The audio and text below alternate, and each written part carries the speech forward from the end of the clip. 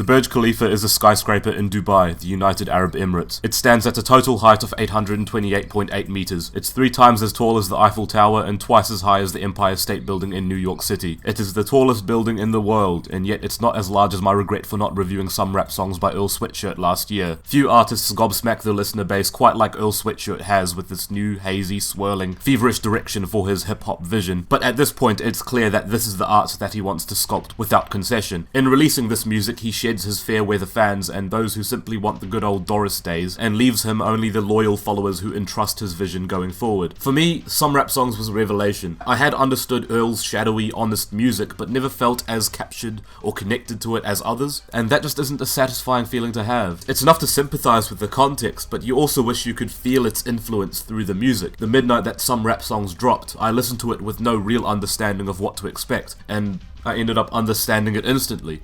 Well, okay, maybe not on any deep level. I certainly wasn't able to unpack every lyric in holistic metaphor on the first listen, or even get my head around the hazy, bad acid trip loops that comprised the instrumentals. But the most important thing was that I felt the album. I felt the themes of loss and family and substance struggle, and powerfully sympathized with the blackness that surges through every corner of the instrumentals. These beats were like hallucinations that the brain had harvested from soul and R&B music, and were now spewing back out in disorganized form. Earl raps like he's in low spirits, but he also sounds determined and like a medium making eerie predictions. Kept the truth in my palm and my chest, see it through, keep a noose hanging off of my neck. We got the Earl's approach to lyric writing really stood out to me as something important. It reminded me strongly of the techniques that a lot of spoken word poets that I met during open mic sessions would use to evoke or enhance the atmosphere of a verse. Even if it's a deeply personal story, your attention to language can make that story's importance seem universal, or at least relatable to a listener. Take note of this excerpt from the track On the Way.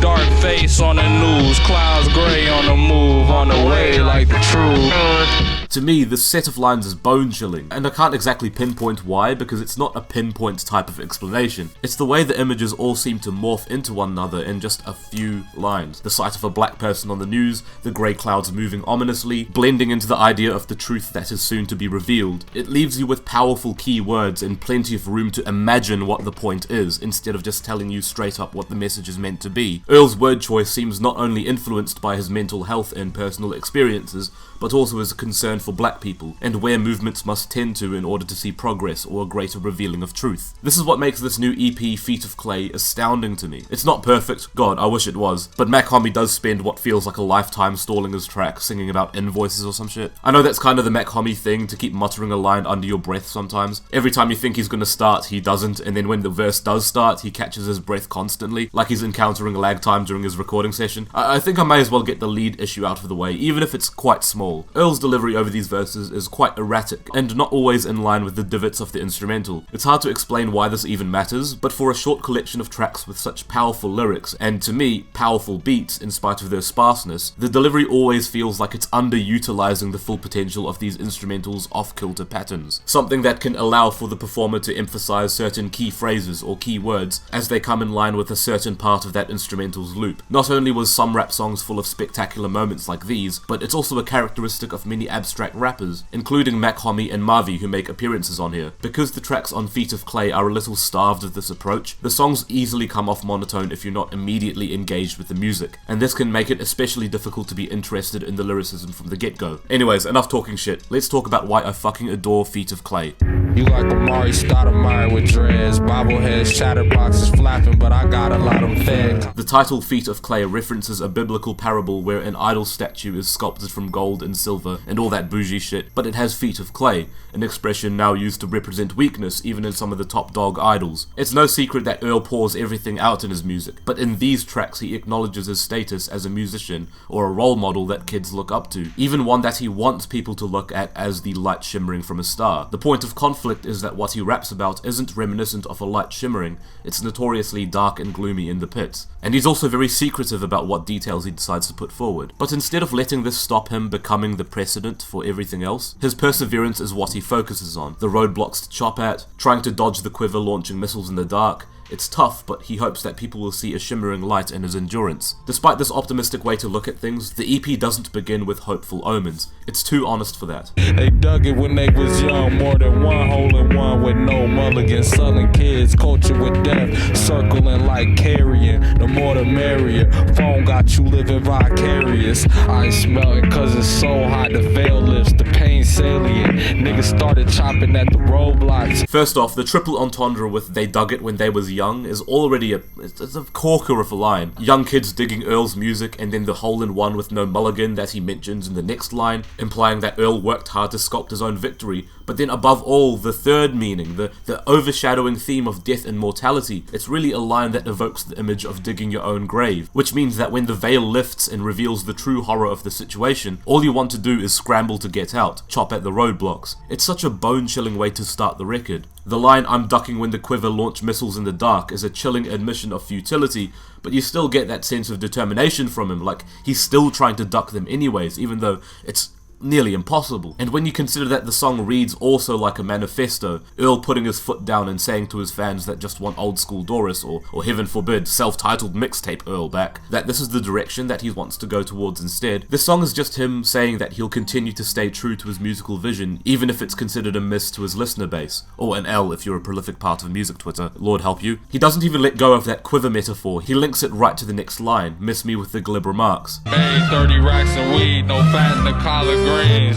I really appreciate the way that Earl evokes blackness in his new music, but in really coded ways. It hints that despite his music being super personal, he also has an eye on the bigger picture and how his experiences tie into the issues faced by black people everywhere. Flocks and grandmama rings on the fingers and bonded a thing. Hollywood Glee, no mama this, no James Hardy. Yes, the backing sound on East is a fucking bizarre one. It's not even a dense or painstakingly crafted instrumental, it's legit just a loop of accordion folk music that makes you want to do some Turkish dance in cultural clothing. Someone even placed the song over SpongeBob opening credits. But no matter how taken aback you are about Earl's decision to lay poetry over this, which by the way, I didn't actually mind it at all, I thought it was pretty cool, his poetry itself is still immaculate, the anchor to all this chaos, evoking powerful images of getting lost in the congested city, family trees, and that shimmering light metaphor that I mentioned earlier. East is a song where Earl seems to be fighting against the harshness of the instrumental, instead of letting it be a guide for his words. It seems to make sense. Omens like hitting the floor and shattered and venom sound powerfully reminiscent of how perturbed you'd be hearing this song for the first time. We weren't supposed to be alive, no funny shit. Earl's callback to the line "bend we don't break" from some rap songs always proves it to be the tagline for a lot of his writing now. Hardship weighs on his verses, but perseverance is always there to balance it out, that he has something to prove by not letting any of it get to him. On OD, he mentions never seeing the point in giving up since he was a child, and yet willingly he's refilling the pump, referring to his shotgun, and the ambiguity in what he'll use it for is another of the album's secretive, bone-chilling moments that'll just slip past you if you're not listening closely enough. It was all to the win, the losses come as often as wins. On El Toro Combo Meal, Marvy manages to rap onto the instrumental with a flow so smooth, it's like he's pretending there's a bloody drum beat on it anyways. Following how stoked I was with Let the Sun Talk earlier in the year, his verse was a treat to hear, delivered as if it was going to be the last words he'd ever speak. Evidently, not the final time we'll hear from him, but he sure does make it count. You know the rules, and we know how to shoot the loopholes. Who go boogaloo? And my kid them got the cannon, you gon' juke a boogaloo. I've been spitting around the answer, non-definitive. I just cramped it. I would give it a word for the damned. I took my loves, my bruises bruised. What the fuck are you to do? Feet of Clay is an enigma, perhaps even more so than some rap songs. Well, some rap songs made it very clear what it was doing. Some rap songs was enveloping, but Feet of Clay feels like it's harshly challenging you. Earl simultaneously offers an analysis of the world at large and himself in respect to his family tree, his upbringing, his audience, being a role model, and blackness, but he's entirely realistic about it. His music is always known for being based on hardship and depression, but actually, it's more characterized strongly by perseverance. Feet of Clay does its best to be defined by the journey out of the rut, and not the rut itself. I had to figure out my own thing. Now we at the precipice dropping.